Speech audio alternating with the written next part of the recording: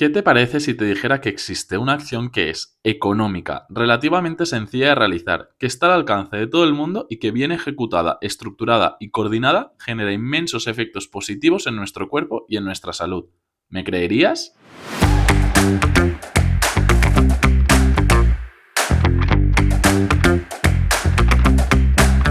Bienvenidos a Se Comenta Por Ahí.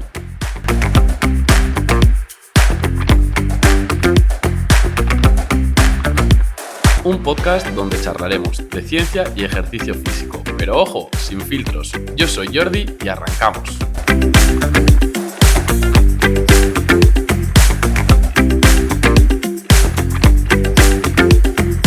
Hola, muy buenas a todos y a todas y bienvenidos y bienvenidas un día más, un lunes más al podcast de Se Comenta Por Ahí.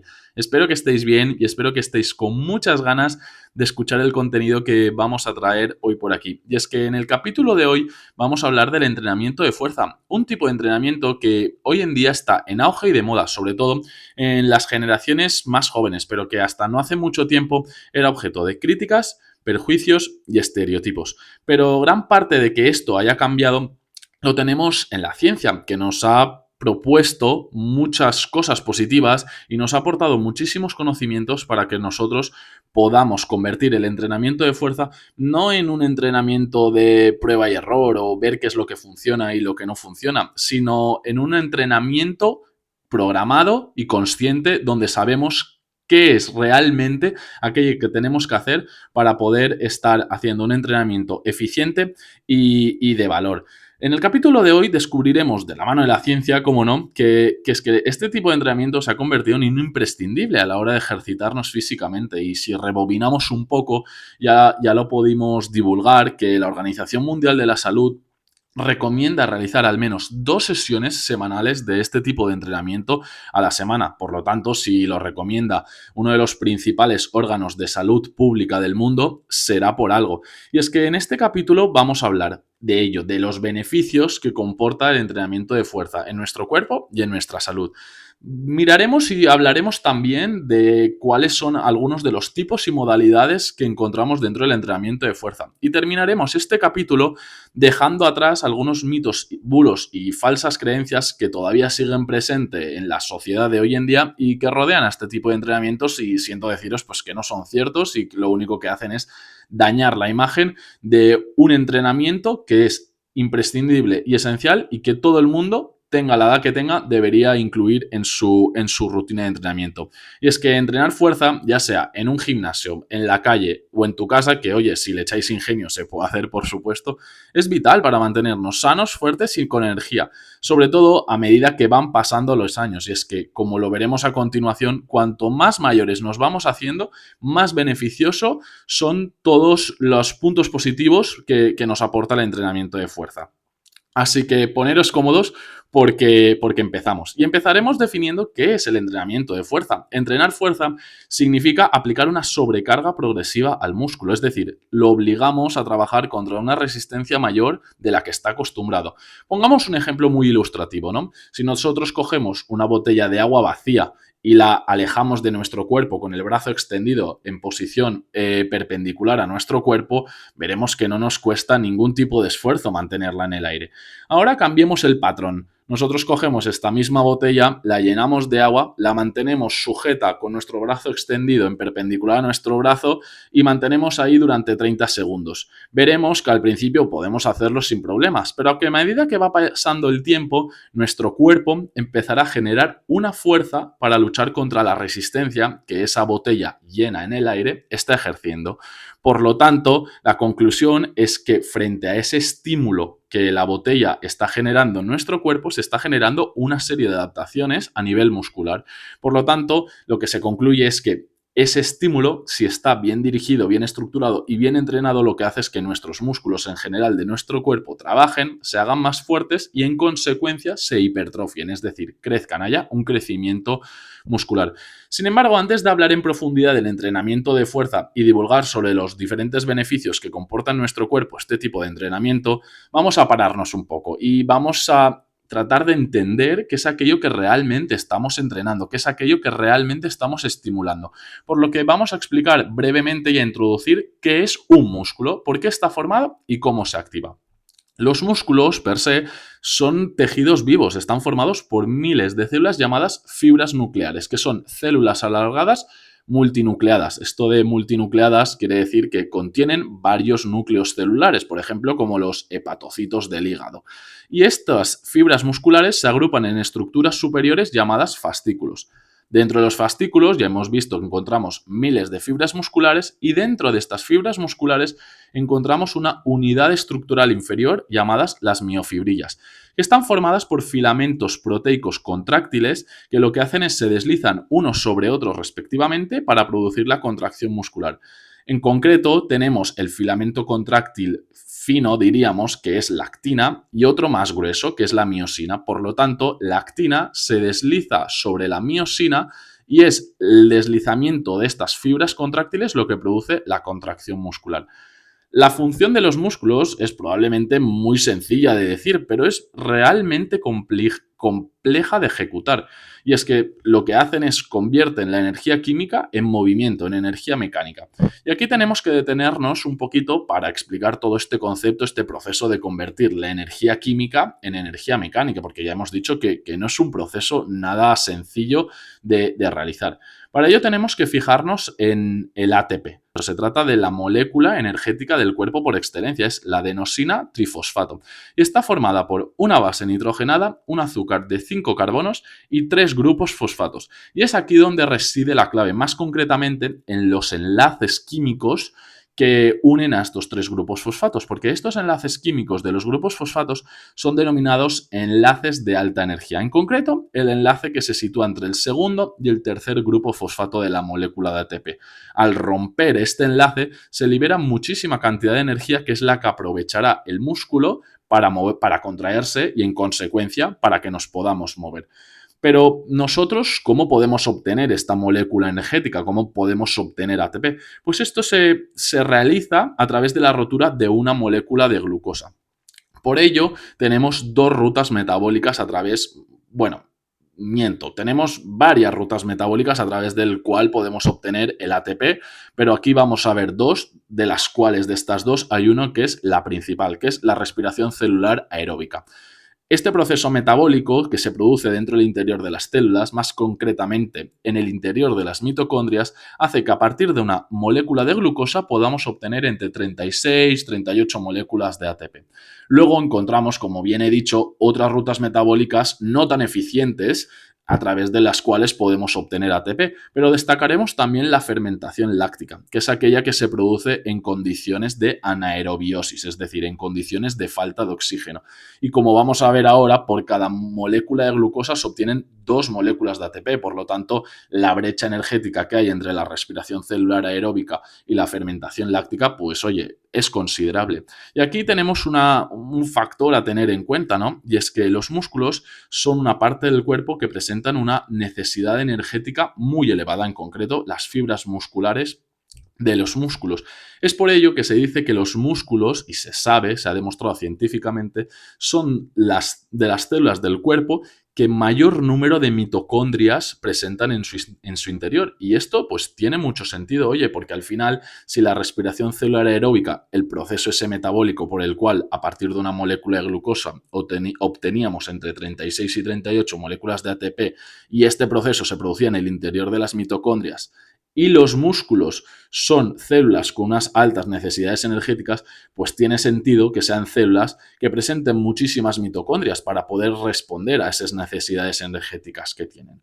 Hasta este punto, todo correcto. Nosotros ya sabemos cómo se obtiene este ATP, pero ¿cómo se hidroliza? ¿Cómo podemos liberar la energía que se encuentra dentro de esta molécula energética?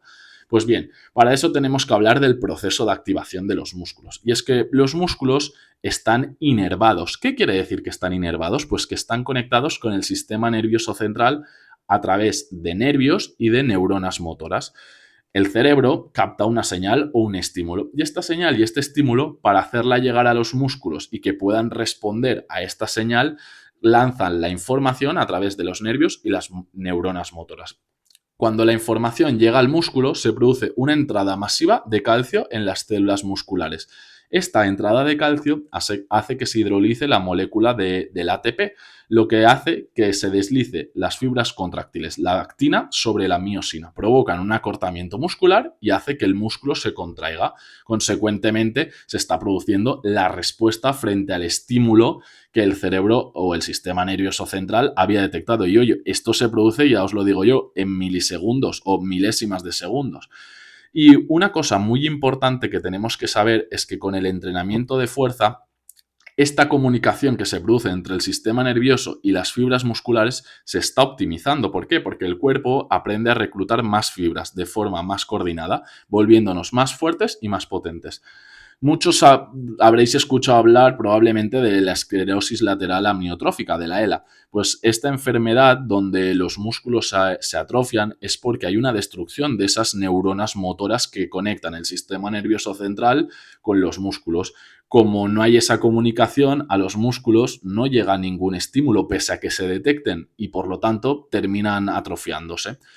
Ya lo veremos más adelante en algún otro capítulo dedicado en exclusiva a los músculos, pero es que, oye, son muy importantes y son esenciales para la vida y para nuestra salud, porque, vaya, tienen tela que cortar.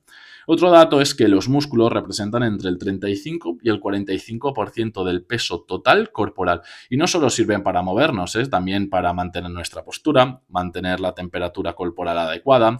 Tienen funciones muy importantes dentro de nuestro metabolismo y son unos grandes productores de hormonas.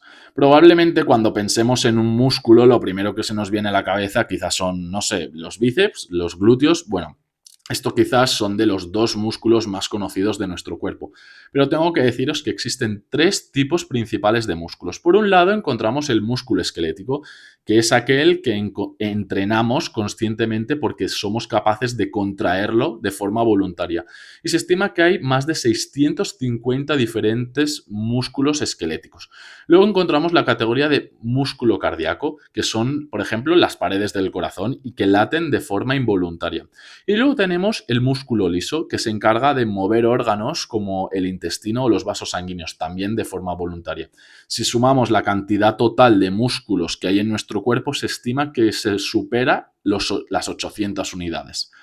Además, otra curiosidad es que, aunque el entrenamiento de fuerza, como bien hemos dicho, se centra en el entrenamiento del músculo esquelético, que es aquel que podemos contraer de forma voluntaria, sus beneficios, como ya lo veremos a continuación, se extienden en todo el cuerpo. Es decir, mejora la circulación, la respiración, la función hormonal, incluso hasta el estado de ánimo. Otra característica muy importante de los músculos es el antagonismo, y es que los músculos suelen trabajar por parejas. Mientras uno se contrae, el otro se relaja. Por ejemplo, pensemos en el bíceps, ¿no? Cuando nosotros flexionamos el brazo, el bíceps, que está en la cara anterior del brazo, se acorta, pero en consecuencia, el tríceps, que se encuentra en el lado opuesto, en la parte posterior del brazo, se estira. Esta característica, el antagonismo, permite que se realicen movimientos precisos y controlados. Ahora bien, ya que sabemos lo que es un músculo, de qué está hecho, cuál es su procedimiento energético y cómo se contrae, podemos ya estar más capacitados para entender y para hablar del entrenamiento de fuerza y a su mismo tiempo entender qué es lo que sucede cuando sometemos nuestros músculos a los estímulos que provocan este tipo de entrenamiento.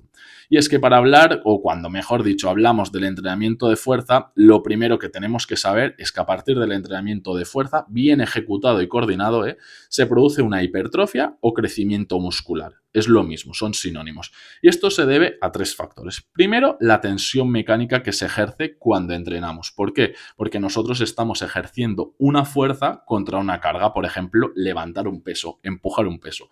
Luego, cuando entrenamos, también se produce un daño muscular controlado, que son pequeñas microlesiones, pequeñas microroturas que se producen en las células musculares o en las fibras musculares y que lo que hacen es estimular la reparación celular. Y por último, encontramos un estrés metabólico. Nosotros estamos realizando un esfuerzo frente a un estímulo, por lo tanto, se produce una acumulación de moléculas y metabolitos que lo que hace es activar rutas metabólicas. Ya hemos nombrado algunas veces metabolismo, ahora rutas anabólicas. Bueno, vamos a hacer una pequeña pausa aquí, ¿no? Y es que dentro del metabolismo encontramos dos rutas principales. Por un lado, el catabolismo, que es la descomposición de moléculas complejas en otras más simples para liberar energía. Y este proceso, por ejemplo, es el de la descomposición de la molécula de glucosa en una molécula de ATP, donde obtenemos energía que se encuentra almacenada dentro de la molécula de ATP. Y luego encontramos el anabolismo, que es la fase constructiva del metabolismo, es decir, donde a partir de moléculas pequeñas que se combinan entre ellas, forman moléculas más grandes y complejas. Por lo tanto, sí, es un proceso que consume energía, pero es esencial para el crecimiento de los tejidos y la reparación celular. Por lo tanto, es esencial para la hipertrofia. Vayamos ahora a ver cuáles son los beneficios o la multitud de beneficios que la fuerza tiene en nuestro cuerpo y en la salud. Empecemos por decir que el entrenamiento de fuerza produce una reducción del riesgo de mortalidad general.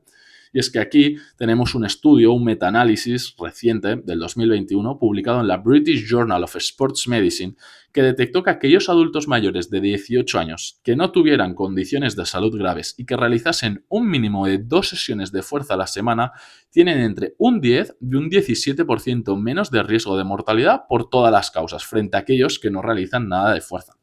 Si nos vamos a las enfermedades cardiovasculares, tenemos que el entrenamiento de fuerza también reduce el riesgo de sufrir este tipo de enfermedades y además mejora la presión arterial. Por lo que respecta al ámbito cardiovascular, tenemos la última revisión de la American Heart Association, que dice que el entrenamiento de fuerza mejora claramente la salud cardiovascular en adultos con y sin enfermedades cardiovasculares diagnosticadas. Sin embargo, este impacto es mayor en hombres y mujeres que sí que tienen un riesgo cardiometabólico elevado.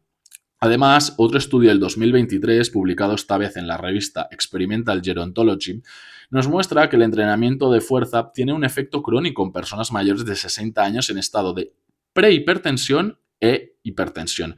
Aquí tenemos que decir que la presión arterial se basa en dos referencias, la presión arterial sistólica, que es la presión en las arterias cuando el corazón bate, y la diastólica, que es la presión arterial cuando el corazón descansa entre latidos. Una presión para una persona normal sería presión sistólica 120, presión diastólica 80 milímetros de mercurio, que es la unidad de referencia en la que se mide la presión arterial. Por encima de los 130 o de los 80, en el caso de la 130 presión sistólica, 80 presión diastólica, estaríamos en condiciones de hipertensión. Pero bueno, ya se ha dicho y se ha comprobado científicamente que el entrenamiento de fuerza también tiene efecto positivo en la mejora de la presión arterial.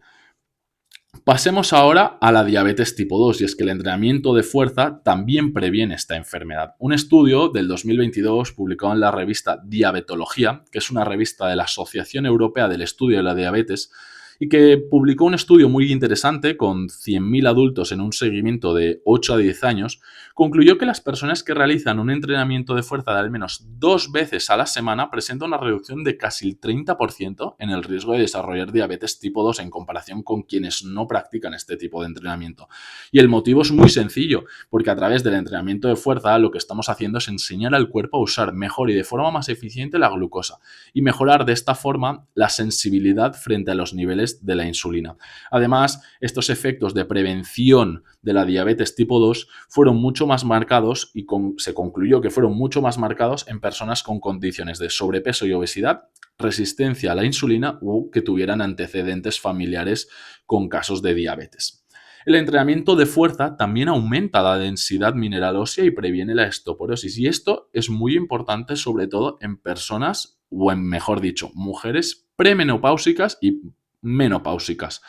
¿Por qué esto? Porque en las personas que se encuentran en una condición de menopausia, o mejor dicho, lo siento, las mujeres que se encuentran en una condición de menopausia, no hay estrógenos. Los estrógenos son fundamentales porque capturan el calcio y la vitamina D, que son protectores, digamos, y contribuyen al desarrollo de los huesos. Por lo tanto, al no haber estrógenos y al no haber estas moléculas, los huesos quedan desprotegidos a merced de la osteoporosis, que es la enfermedad por lo cual se debilita los huesos por la pérdida de densidad mineral ósea y masa ósea. Pues bien, se ha visto que el entrenamiento de fuerza puede aumentar la densidad mineral ósea entre un 1 y un 3%, sobre todo en zonas claves como son la columna lumbar, la cadera, y reducir el riesgo de fracturas osteoporóticas en hasta un 30%, como hemos dicho, en mujeres menopáusicas.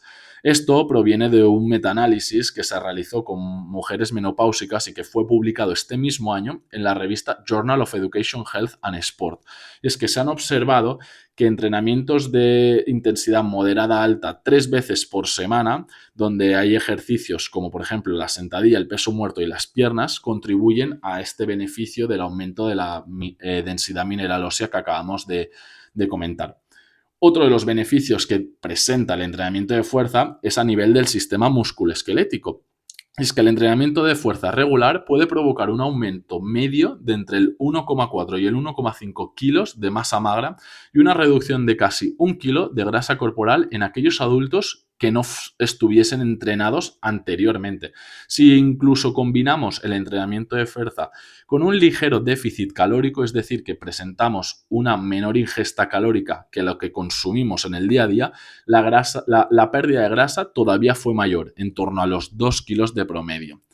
Los mayores efectos se observaron a partir de las 12 semanas de entrenamiento, con una frecuencia de entre 2 y 3 semanas, entre 2 y 3 sesiones de entrenamiento de fuerza por semana. Y estos son los resultados de un estudio del 2021 con más de 3.000 participantes, tanto hombres como mujeres, que no habían entrenado anteriormente el entrenamiento de fuerza y que fue publicado en la Journal of Sports and Health Science. Un estudio de esta misma revista y publicado en este caso en el 2022 con una muestra de 7.000 participantes que esta vez sí que habían estado entrenando al menos un año, demostró que aquellos adultos jóvenes con experiencia en entrenamiento, como hemos dicho, y con un programa de fuerza bien ejecutado y bien estructurado, podía generar un aumento promedio de entre 1 kilo y 1,5 kilos en masa magra y producir una reducción de grasa corporal de en torno al 1-2% tras 12 semanas de entrenamiento. Todo esto aplicando sobrecargas progresivas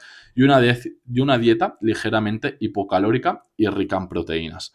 Otro punto que tenemos que tener muy en cuenta es que el entrenamiento de fuerza es clave a la hora de retrasar el envejecimiento. ¿Por qué? Porque resuelve el problema de la sarcopenia, que es la pérdida progresiva de masa muscular, fuerza y función locomotora que sucede con el envejecimiento. La sarcopenia empieza paulatinamente a partir de los 30, pero es que aumenta exponencialmente a partir de los 65. Se estima que hay en torno a un 13-15% de personas mayores de 60 años que ya se ven afectadas por la sarcopenia, pero es que estas cifras se elevan hasta en torno al 30-50% para aquellas personas que superan los 80 años. Por lo tanto, en mayores de 65 años, el entrenamiento de fuerza puede actuar como una auténtica terapia antidegenerativa porque aumenta la masa y la potencia muscular, reduce la fragilidad, mejora la autonomía y posibilita un mejor control postural. Por lo tanto, todo esto va a propiciar un mayor equilibrio, incluso una prevención de caídas. Por último, en este aspecto del sistema musculoesquelético, el entrenamiento de fuerza también puede reducir el dolor crónico entre un 30 y un 40%, especialmente en zonas como la espalda baja, el cuello, las rodillas y hombros. Y oye, no lo digo yo, lo publica la Journal of Personalized Medicine en un estudio del 2024, donde un equipo de investigadores concluyó que este tipo de entrenamiento previene y mejora el diagnóstico de la osteoartritis, que es una enfermedad degenerativa de las articulaciones que causa el desgaste del cartílago que recubre los extremos de los huesos. En esta enfermedad lo que sucede es como no hay este cartílago en el extremo de los huesos, cuando se produce un impacto, los huesos chocan entre sí, produciendo un dolor muy molesto. Y es que se estima que entre el 12 y el 15% de personas entre 25 y 65 años presenta estas dolencias, esta dolencia de la osteoartritis. Pero es que estos números se elevan a más del 75% a partir de los 65 años de edad. El entrenamiento de fuerza, como no, también se ha visto que tiene efectos positivos sobre la salud y las enfermedades mentales y neurodegenerativas, porque este tipo de entrenamiento contribuye a reducir la ansiedad y la depresión y a mejorar la sensación de control y bienestar psicológico, especialmente en adultos jóvenes y mayores con síntomas leves o moderados de este tipo de enfermedades. Es decir, en casos leves a moderados de ansiedad y depresión se ha visto que el entrenamiento de fuerza puede reducir los síntomas entre un 20 y un 30%, siendo incluso esta efectividad comparable con la de algunos tratamientos psicológicos de primera línea que se ejecutan hoy en día. Y el motivo pues también es bastante sencillo, porque se produce la liberación de endorfinas, que son las hormonas de la felicidad, la liberación de la dopamina, que es la hormona del placer y de la recompensa inmediata, y se produce una reducción de los niveles de cortisol, que es básicamente la hormona del estrés. Además, también se produce con el entrenamiento de fuerza una mejora de la coordinación neuromuscular. Como hemos dicho anteriormente, hay una mejor conexión músculo-neuronas motoras. Es decir, hay una mejor comunicación entre el músculo y el sistema nervioso central. Y esto, como ya bien hemos avanzado antes, protege y previene de enfermedades neurodegenerativas como puede ser la ELA. Por lo tanto, también se ha visto que el entrenamiento de fuerza puede mejorar la función cognitiva global entre un 12 y un 15%. Así que hacer fuerza no solo mejora lo muscular, sino que se traduce en una mejor movilidad, una mejor capacidad para hacer actividades cotidianas y, en definitiva, una mejor calidad de vida. En este sentido, como habéis podido escuchar, la evidencia científica es muy clara. Entrenar fuerza significa invertir en salud, bienestar, estabilidad y longevidad de una forma económica, sencilla, eficaz y para todo el mundo. Sobre todo, vuelvo a recalcar, con el paso de los años, para retrasar el envejecimiento mejor. Ahora que ya sabemos que el entrenamiento de fuerza tiene un impacto brutal sobre la salud, llega la hora de tratar de responder a una pregunta muy importante. Pero oye, Jordi, ¿cómo se entrena la fuerza? Pues bueno, hay diferentes métodos. Todos los métodos o todos los tipos de entrenamiento de fuerza no son iguales y elegir el adecuado puede marcar la diferencia entre avanzar y estancarse. Existen diferentes tipos y modalidades dentro de la práctica del entrenamiento de fuerza, como veremos a continuación, pero siento deciros que no existe un tipo de entrenamiento que sea mejor o peor que otro. Y es que cada uno presenta sus beneficios y, en caso de no realizarlo adecuadamente, pues también sus riesgos. Lo que está claro es que no hay una forma universalmente definida de entrenar fuerza, sino lo que hay que hacer es entender y analizar qué tipo de entrenamiento se adapta mejor a cada uno y, según sus capacidades, sus requerimientos y sus limitaciones, ver cuál es aquel que puede traer mejores beneficios y resultados a cada uno. Empecemos definiendo los diferentes tipos de entrenamiento de fuerza. Empecemos por el funcional. El entrenamiento de fuerza funcional se basa, o se centra, mejor dicho, en movimientos que imitan gestos de la vida cotidiana o del deporte, y se centra básicamente en tres grandes pilares: la tracción, el empuje y el tren inferior. En el caso del entrenamiento funcional, el objetivo no es tanto aislar un músculo, sino es enseñar al cuerpo a moverse como un conjunto coordinado a través de ejercicios de peso libre o de máquinas. Entre sus puntos fuertes está la mejora de la movilidad, la coordinación, la estabilidad y la fuerza global, y especialmente útil para aquellas personas que buscan salud, rehabilitación o rendimiento en el día a día. Probablemente el mayor riesgo del entrenamiento funcional es perder la técnica, ya que usando cargas elevadas con ejercicios multiarticulares, pues si no se combinan y no se controlan bien estos movimientos, pues oye, puede generar sobrecargas articulares o lumbares. Pasemos ahora al denominado entrenamiento de fuerza tradicional o estructurado, que es un tipo de entrenamiento de fuerza muy similar al anterior, al funcional, pero que en este caso el entrenamiento no se centra en los movimientos, sino en la estructuración de grupos musculares con ejercicios de máquinas, barras o mancuernas. Un ejemplo clásico del entrenamiento tradicional o estructurado sería una rutina de torso-pierna o de push-pull leg, donde cada sesión se centra en un grupo concreto. Por ejemplo, vayamos a la rutina de push-pull leg. El día de push o el día de empujes se basa en ejercitar los grupos musculares que contienen pectoral, hombro y tríceps. El día de pull o de empujes se basaría y se centraría en entrenar dorsales, trapecios, deltoides y bíceps. Y el día de piernas en hacer ejercicios que hipertrofien y promuevan un crecimiento muscular del tren inferior. Entre los puntos fuertes del entrenamiento tradicional o estructurado se encuentra la precisión y el control. ¿Por qué? Porque permite medir progresos, aislar músculos concretos y aumentar la fuerza máxima o la masa muscular con relativa seguridad. Entre los principales riesgos, pues se pueden encontrar la monotonía o el desequilibrio muscular, porque si se repiten siempre los mismos patrones o se ignoran, porque, perdona, se pueden repetir siempre los mismos patrones o se estarían ignorando los grupos estabilizadores en el caso de realizar el entrenamiento tradicional. Me vais a perdonar, pero es que editando he visto que ha habido un poco de esguince de lengua al tratar de explicar cuáles eran los aspectos más importantes o los riesgos en torno al entrenamiento de fuerza tradicional. Y lo que quería destacar era que este tipo de entrenamiento contaba con una muy buena precisión y muy buen control. ¿Por qué? Porque permite medir o comparar progresos y también permite aislar músculos concretos. Y esto hace que de una manera muy concreta permita aumentar la fuerza máxima o la masa muscular con una gran seguridad. En cambio, pues se puede dar el caso de que haya monotonía o incluso desequilibrio muscular. Monotonía porque al final siempre se están repitiendo los mismos patrones y los mismos entrenamientos. Y desequilibrio muscular, pues porque en este caso el entrenamiento tradicional sí que es verdad que ignora un poco los grupos estabilizadores. Nada, espero que haya quedado ahora un poquito más claro y sigamos con el capítulo después de este breve inciso. Vayamos ahora con el entrenamiento concurrente, que es aquel entrenamiento de fuerza donde se combina la fuerza con el entrenamiento de resistencia cardiovascular. En este caso, en el caso del entrenamiento concurrente, el objetivo es mejorar simultáneamente la potencia muscular y la capacidad aeróbica. Entre los puntos fuertes de este entrenamiento concurrente está su efecto integral sobre el cuerpo, porque de una parte mejora el metabolismo y la composición corporal, pero también mejora la capacidad funcional.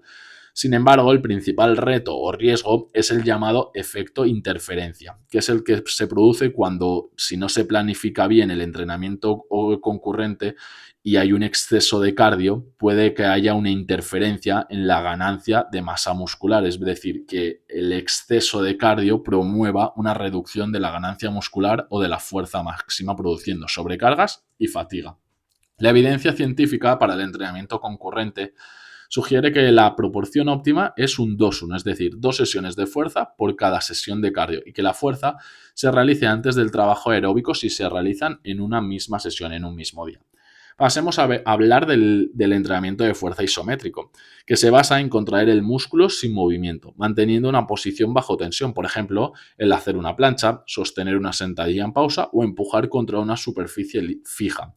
Su gran punto o el gran punto fuerte del entrenamiento de fuerza isométrico es la activación muscular profunda y el control postural. ¿Por qué? Porque mejora la estabilidad articular, la rigidez tendinosa y puede ser clave en la rehabilitación.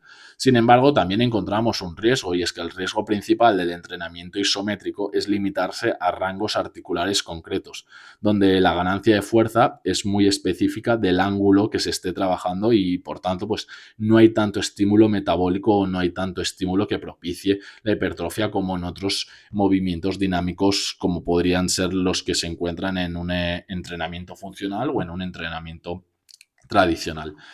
Tenemos ahora también el entrenamiento de fuerza excéntrico, que es aquel que se centra en la fase de descenso o excentricidad del movimiento realizado.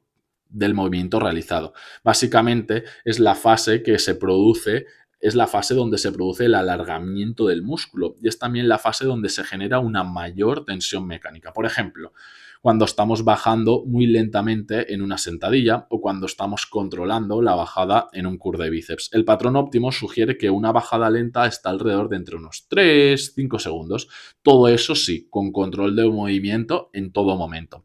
Probablemente el punto fuerte del entrenamiento excéntrico es su alto potencial de ganancia de fuerza e hipertrofia, porque incluso con menos repeticiones y menos series efectivas realizadas, pues se consigue una alta capacidad de fortalecer músculos y tendones. Sin embargo, el riesgo asociado también es elevado porque se puede producir un aumento del daño muscular si no se controla bien la carga o la velocidad de bajada. Y por último, tenemos el último tipo de entrenamiento de fuerza, que es el entrenamiento pliométrico. La pliometría es la fuerza explosiva en acción y se basa en movimientos rápidos y potentes, como pueden ser saltos, lanzamientos o sprints cortos que aprovechan el ciclo de estiramiento-acortamiento del músculo. El punto fuerte del entrenamiento pliométrico es el desarrollo de la potencia, la coordinación y la velocidad de reacción. Es fundamental en muchos deportes donde los deportistas tienen que ser fuertes, pero a la par tienen que ser rápidos, ágiles y veloces. En este caso también encontramos un riesgo y es que el entrenamiento pliométrico es un tipo de entrenamiento de fuerza que presenta un alto impacto articular, por lo que se sugiere y se recomienda que se haga sobre superficies seguras y con una base de fuerza previa. En caso contrario, pues podría generar lesiones a nivel de las articulaciones o incluso de los ligamentos. De este modo, estas son las 5, 6 tipos de entrenamiento de fuerza que más recorrido tienen. Y ahora vamos a mencionar 3 de las modalidades de este tipo de entrenamiento que son probablemente las más comunes y las más famosas dentro de la práctica de este entrenamiento. Empecemos probablemente con la que más de moda está últimamente, que es el CrossFit, que es una modalidad que combina fuerza, resistencia y gimnasia en entrenamientos de alta intensidad, introduciendo elementos de halterofilia, gimnasio y cardiofuncional. Es por lo tanto una modalidad basada en las denominadas sesiones HIIT, High Intensity Interval Training. Esta modalidad que tan de moda se ha puesto últimamente y que tantos adeptos está ganando dentro del mundo fitness y del entrenamiento físico es, según un estudio del 2019 publicado en la Sports Science for Health Journal, una modalidad que desarrolla la fuerza funcional, la capacidad cardiovascular y que bien planificado se ha comprobado que mejora la aptitud cardiovascular, la capacidad anaeróbica y la composición corporal de aquellos individuos de todos los niveles de condición física y de ambos sexos que practiquen el CrossFit. Probablemente la característica más importante, o al menos la más relevante y la más motivante del CrossFit, es que presenta también efectos psicológicos positivos en aquellos atletas que lo realicen. ¿Por qué? Porque presenta efectos de disfrute del ejercicio, del desafío, de la satisfacción, del logro de objetivos, lo que conduce a altos niveles de retención y adherencia de los programas de esta modalidad del entrenamiento de fuerza. En otras palabras, que el CrossFit es una forma de ejercitarse físicamente y de ejercitar la fuerza donde se hace piña y además engancha. Sin embargo, uno de los principales riesgos y puntos negativos del CrossFit es que es una modalidad considerada como una modalidad de alto impacto y, consecuentemente, incluso haciendo bien las cosas, altamente lesiva. Se trata de lesiones musculoesqueléticas que ocurren en diferentes partes del cuerpo, siendo las más comunes la del hombro, la espalda baja y la rodilla. Y el motivo de todo esto es, por un lado, el exceso de volumen o la carga de entrenamiento y por el otro lado, el caso de que no se ejecute correctamente la técnica bajo un alto grado de fatiga. Todo esto puede hacer aumentar la probabilidad de que se produzca una lesión si no se controla bien la ejecución del movimiento. Pasemos al powerlifting, que es aquella modalidad que consiste en mover el máximo peso posible en 3 levantamientos básicos: la sentadilla, el press de banca y el peso muerto. Y el objetivo del powerlifting es claro: la fuerza máxima absoluta. En esta modalidad el foco se pone en ser más fuerte que el día anterior y mejorar progresivamente en cada uno de los 3 movimientos que se han mencionado. Y por último tenemos el bodybuilding, que es el enfoque del entrenamiento de fuerza orientado a la hipertrofia muscular y sobre todo a la estética corporal. Sus puntos fuertes son la definición muscular, la simetría corporal y el control de los músculos. En otras palabras, el bodybuilding es la modalidad del entrenamiento de fuerza que pone todo su foco en esculpir de la forma más estética posible nuestro cuerpo humano. Y aunque para muchos podría ser lo mismo que el culturismo, pues no lo es. ¿Por qué? Porque el culturismo está mucho más centrado en el ámbito competitivo, donde sea a través de los medios que sea, y con esto me refiero a ir más allá del entrenamiento como un estímulo muscular, no sé si me estáis captando, se busca un tamaño y unas dimensiones exageradas y extremas. Si queréis algún día, pues podemos hablar y divulgar y comentar sobre los diferentes efectos negativos que puede llegar a ocasionar y llevar hasta tal extremo el cuerpo humano. Y llegados a este punto, donde ya sabemos los diferentes beneficios que comporta para nuestro cuerpo y para nuestra salud el entrenamiento de fuerza, y hemos hablado de los diferentes tipos y algunas de las modalidades que encontramos dentro de este tipo de entrenamiento, algunos se podría preguntar: pero Jordi, ¿cuándo es mejor entrenar entonces? ¿Por la mañana, a mediodía, por la tarde? Pues bueno, siento de nuevo deciros que no hay una respuesta correcta a esta pregunta y es que no hay una hora que sea generalmente mejor para entrenar. La realidad de todo esto es que la mejor hora para realizar el entrenamiento de fuerza es aquella que puedas mantener a largo plazo, porque la regularidad en este caso siempre gana. Sí que es cierto que hay diferentes o diferencias fisiológicas y adaptativas según el momento del día en el que se entrene, porque nuestro reloj biológico, es decir, nuestro ritmo circadiano, pues influye directamente en la temperatura corporal, las hormonas, el metabolismo y la coordinación neuromuscular. Y pues todo eso impacta en el rendimiento a la hora de entrenar fuerza. Expliquemos estas diferencias fisiológicas y adaptativas según la franja horaria en la que entrenemos. Por ejemplo, entrenar por la mañana, entre las 6 y las 10 de la mañana, pues favorece la consistencia y la adherencia, porque entrenar temprano va a evitar que tengamos cansancio o que haya imprevistos a lo largo del día que interfieran en que podamos ejercitarnos a través del entrenamiento de fuerza. Además, también mejora la activación mental y el estado de ánimo durante el resto del día, y esto es por el efecto dopaminérgico y endorfínico que produce el entrenamiento de fuerza por las mañanas. Sin embargo, tenemos que tener en cuenta que la temperatura corporal y la movilidad articular son más bajas al despertar de lo que sería en las sesiones vespertinas. Por lo tanto, habría que calentar mejor y durante más tiempo para evitar lesiones. Además, según un estudio publicado en 2012 en la Journal of Strength and Conditioning Research, se estima que los niveles de fuerza suelen ser entre un 5 y un 10% más bajos por la mañana que por la tarde. Pero oye, esto ya digo, se tiene que adaptar mejor a cada uno y a las sensaciones de cada uno.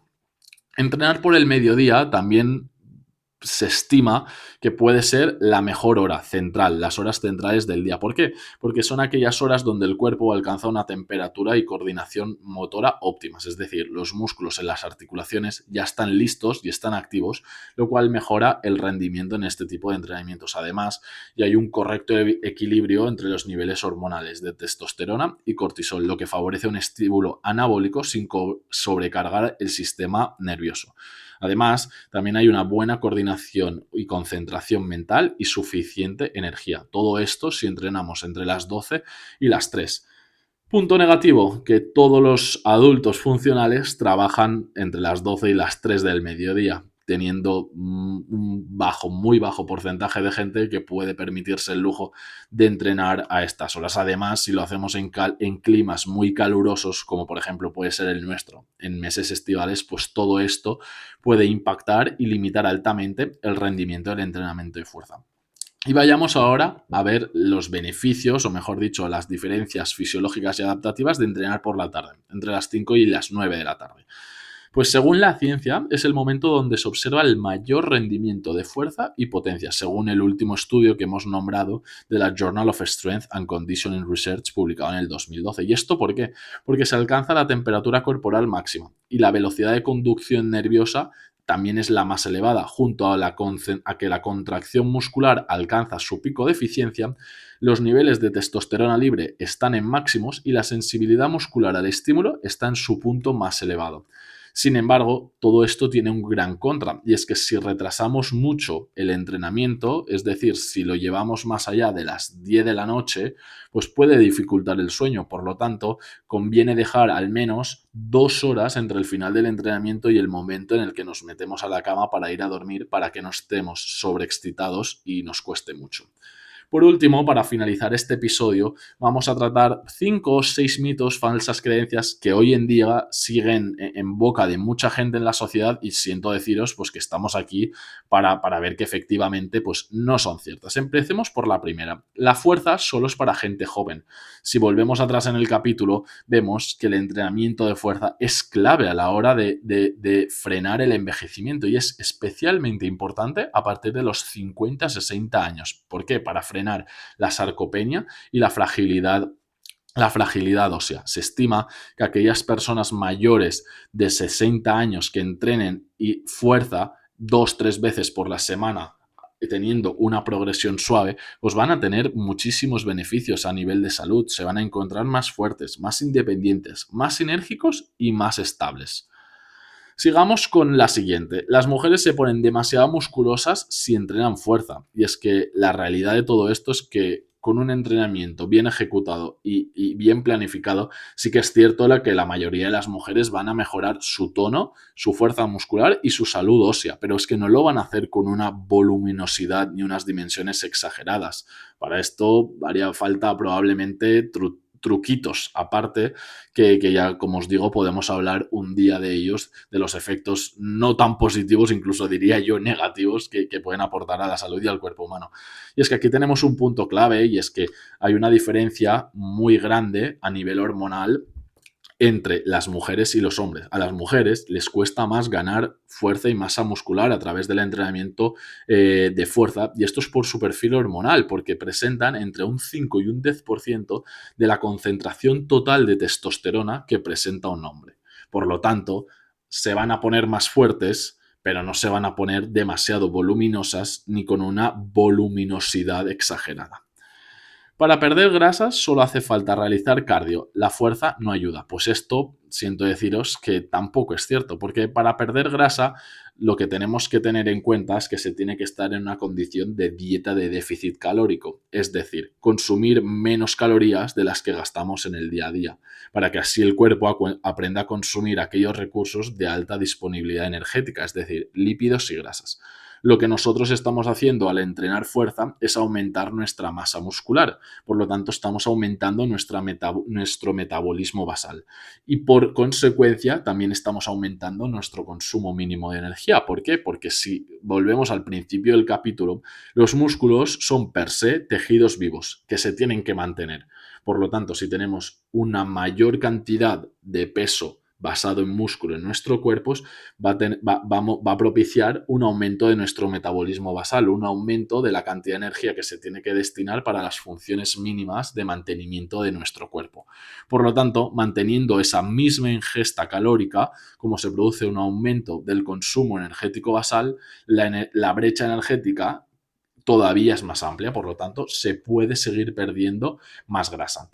De hecho, al principio del capítulo hemos tratado ya brevemente algunos de los aspectos más principales, digamos, del metabolismo, ¿no? Que son el anabolismo y el catabolismo. Y os puedo anunciar ya que en el próximo capítulo seguiremos introduciendo el metabolismo para ver qué efectos y qué impactos tiene este en la práctica del ejercicio físico. Vayamos ahora con el concepto de que la fuerza daña las articulaciones y gasta la espalda. Esto puede ser verdad quizás en el caso de que haya una mala técnica y haya una mala ejecución del movimiento en la hora de entrenar fuerza. Pero con una buena técnica y una progresión adecuada, el entrenamiento de fuerza lo que hace es totalmente lo contrario, es fortalecer tendones, huesos y tejido conectivo. Ya hemos dicho que sí, si hay una mala ejecución, pues va a propiciar que haya lesiones, pero con un buen entrenamiento ejecutado y descanso, esto no va a suceder. Sigamos con el siguiente mito o falsa creencia de que más sesiones y más volumen de entrenamiento es siempre mejor.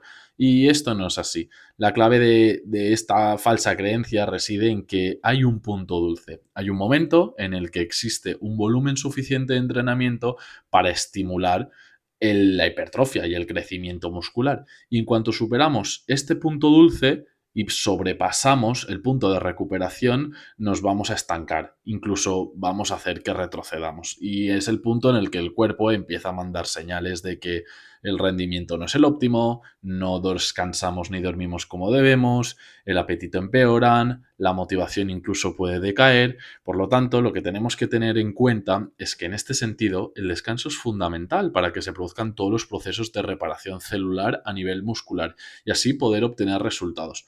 Por lo tanto, tenemos que planificar nuestro entrenamiento y nuestra rutina para ver cuántas sesiones tenemos y cuánto volumen de trabajo vamos a ejercer. Y por último, vamos con la de si paramos una semana, lo perdemos todo. Y es que la fuerza, en concreto el músculo, tiene lo que se denomina memoria muscular, donde según la ciencia se puede estar hasta 3 semanas sin entrenar y la pérdida de masa muscular y de fuerza que se vería sería prácticamente nula, o sea, sería despreciable. Una semana de descarga, pues incluso es que puede ayudar a progresar, ya sea por festividades como Navidades, viajes, caer enfermo, no pasa nada. El músculo sigue acordándose de todos los entrenamientos y de todos los estímulos que tú le has proporcionado. Por lo tanto, para que se produzcan pérdidas apreciables de la masa muscular y de la fuerza, pues tiene que haber semanas, incluso meses de inactividad. Y es que, como hemos ido comentando a lo largo del capítulo, el entrenamiento de fuerza es una cuestión crucial. No se trata de una simple cuestión de estética, que vale, sí, también es legítimo. También puede haber gente que entrene para verse mejor o para que haya un cambio corporal y un cambio estético totalmente respetable y aceptable. Pero se trata de una recomendación, como ya hemos mencionado aquí, de la Organización Mundial de la Salud, de que el hecho de entrenar 2 veces por semana, y lo sé, y ya hemos insistido mucho en ello, pero es que trae muchísimos beneficios, previene muchísimas enfermedades, previene de una muerte prematura y es básicamente una cuestión de salud, de bienestar, nos proporciona movilidad y libertad para movernos y es una cuestión de longevidad, de ampliación de nuestro ciclo de vida. Así que no se trata solo de construir vidas, que estamos construyendo una mejor versión de nosotros mismos, una versión más fuerte, más resistente y más viva. Así que nada, esto es todo por mi parte hoy. Espero que os haya gustado este capítulo que hemos tratado sobre el entrenamiento de fuerza. Espero que hayáis aprendido alguna cosita. Espero que, como siempre, os haya motivado a seguir entrenando y si no lo hacíais o sabéis de alguien de vuestro alrededor que no lo hace, pues que os animéis o que animéis a esa persona, en este caso, a practicar más sesiones del entrenamiento de fuerza porque de verdad se va a sentir mejor a la larga y va a haber muchísimos puntos positivos en su cuerpo y en su salud. Yo me despido por hoy. Nos escuchamos la semana que viene, el próximo lunes, para hablar del metabolismo y de los efectos y del impacto que tiene en el ejercicio físico. Recordaros una vez más que podéis seguir a la cuenta del podcast en redes sociales, en Instagram, para no perderos ninguna novedad. Y nada, a seguir comentándola por ahí, pero sobre todo a seguir ejercitando esa fuerza a través del entrenamiento de fuerza. Nos escuchamos la semana que viene. Hasta luego, adiós.